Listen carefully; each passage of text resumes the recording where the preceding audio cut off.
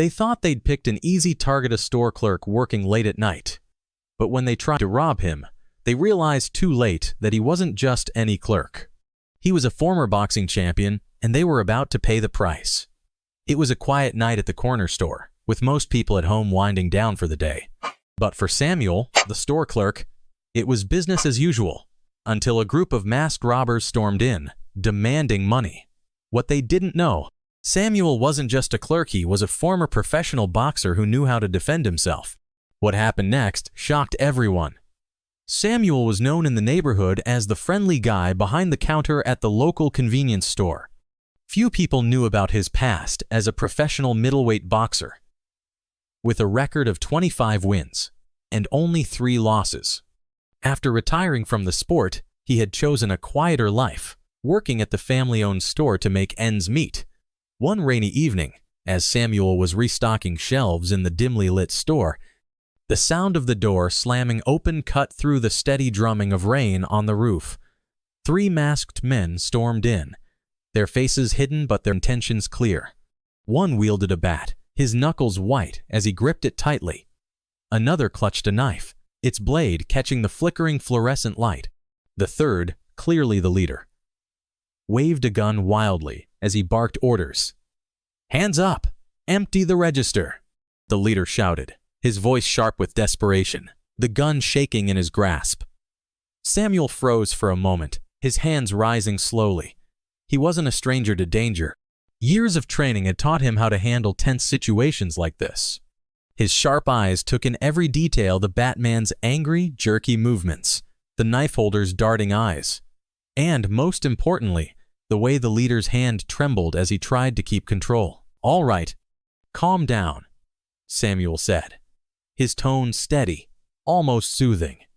He knew that panicking or showing fear would only make things worse. "We don't need to make this harder than it already is." The leader didn't seem to hear him, too focused on the register and the imagined prize inside. "I said empty it, now," he yelled, jabbing the gun in Samuel's direction. The one with the bat stepped forward, smashing a neatly arranged display of candy bars. The loud crash made Samuel flinch inwardly, though his face remained calm. "Move it, old man," the man snarled, trying to intimidate him. Samuel's mind raced. He could see it clearly now. The men weren't hardened criminals. They were scared, desperate, and probably inexperienced. That made them dangerous, but it also gave Samuel an opening. He kept his voice calm, even as his heart beat faster. "Listen," he said firmly, looking directly at the leader. "I can tell you don't want to hurt anyone. You are nervous. I can see that. This isn't the way. You can still walk out of here without doing something you'll regret." But they weren't ready to listen. The man with the knife shifted uneasily, his grip tightening on the handle. The leader's hand wavered as he tried to appear in control. Samuel could sense the tension building, the situation teetering on the edge of chaos.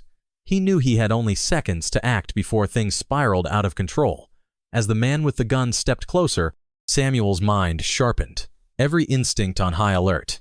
He could feel the weight of the moment, the danger, the split-second decisions that could mean life or death. The air was thick with tension, and the 2 other robbers stood a few paces behind their leader, watching closely, waiting for his cue. Samuel knew he had to act before they did. With a sudden burst of speed, Samuel stepped forward, his hands moving with practiced precision. He gripped the gunman's wrist, twisting it sharply while angling the weapon away from himself and anyone else. The gunman let out a startled cry, his fingers instinctively loosening their grip as the weapon was wrenched free. In a single motion, Samuel flipped the gun into his own hand and stepped back, holding it low but firmly. The 2 remaining robbers froze, their eyes wide with disbelief. Their leader, now unarmed and clutching his aching wrist, stumbled back a step, his confidence crumbling as quickly as his grip on the gun. Samuel's gaze swept over them, calm but unyielding. "Think carefully," Samuel said, his voice steady and low. "This isn't how you want it to end." The man with the bat puffed out his chest, clearly trying to salvage what little authority he thought he had. "You think you are tough, old man?" he snarled, stepping forward and raising the bat. Samuel didn't wait for him to make the first move. In one fluid motion, he placed the gun on the counter behind him and sidestepped the man's clumsy swing. Before the bat could come down again, Samuel struck, his open palm slamming into the man's wrist. The bat slipped from his grip and clattered to the floor. Samuel followed with a quick shove to the man's chest, sending him stumbling back into a display of potato chips that toppled over, burying him in a pile of crinkling bags. The third robber, clutching a knife, was shaking now, his eyes darting between his fallen companions and Samuel. His knuckles were white as he gripped the blade, but it was clear his resolve was fading. "Last chance," Samuel said, taking a step forward. The man panicked and lunged, the knife aimed haphazardly at Samuel's chest. Samuel sidestepped effortlessly, grabbing the man's wrist and twisting it with just enough force to make the knife drop. Before the robber could react, Samuel swept his leg out in a clean, precise motion, sending the man sprawling onto the floor. Now, all three robbers were down, one buried in chips, one cradling his wrist, and the third groaning on the ground. Samuel stood over them, calm and composed, the gun still out of reach on the counter. Their plan had fallen apart, and Samuel hadn't even broken a sweat. With all three robbers subdued and tied up with whatever Samuel could find, a roll of duct tape from behind the counter and some rope from a supply shelf, he quickly called the police. The robbers sat on the floor, groaning softly from the bruises they'd earned in their failed attempt, their masks pulled off to reveal faces filled with a mix of anger and shame. Samuel kept his distance but didn't let his guard down. His years of experience taught him that even cornered men could be unpredictable. He leaned casually against the counter, his sharp eyes never leaving them, ready to step in again if needed. When the sound of sirens broke through the quiet of the rain, Samuel let out a small breath of relief.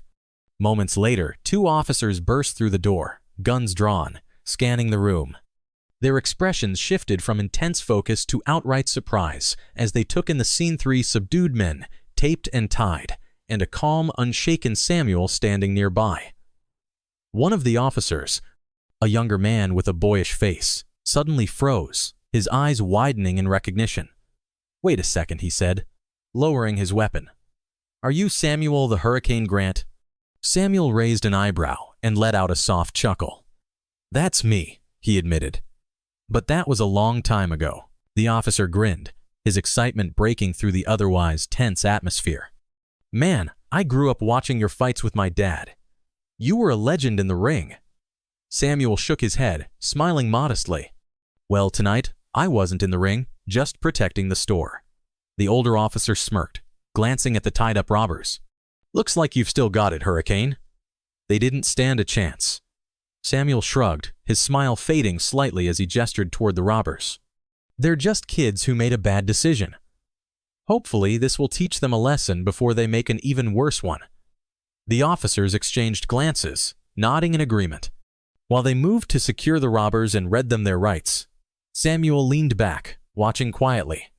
Despite the adrenaline still coursing through him, he felt a sense of calm settle in. Tonight, he had done what needed to be done, not as a fighter, but as someone simply trying to do the right thing. The robbers were arrested on the spot, and the footage of the incident, captured on the store's security cameras, quickly went viral. People were amazed by Samuel's composure and skill. Customers and neighbors began visiting the store to thank him for his bravery. And Samuel's past as a boxing champion became the talk of the town. The store owners, grateful for Samuel's actions, gave him a bonus and upgraded the store's security system. Samuel, however, remained humble. "I just did what I had to do," he said. Samuel's story inspired the community to take a stand against crime and support local businesses. It also sparked renewed interest in self-defense training, with Samuel offering to teach free classes at the community center. The incident even caught the attention of his old boxing fans, some of whom reached out to thank him for proving that true strength lies in protecting others.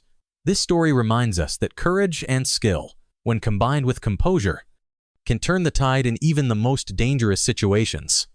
Samuel's actions showed that heroes don't need capes, they just need the will to stand up when it matters most. Subscribe for more stories of bravery and resilience, and let's celebrate those who stand up against injustice.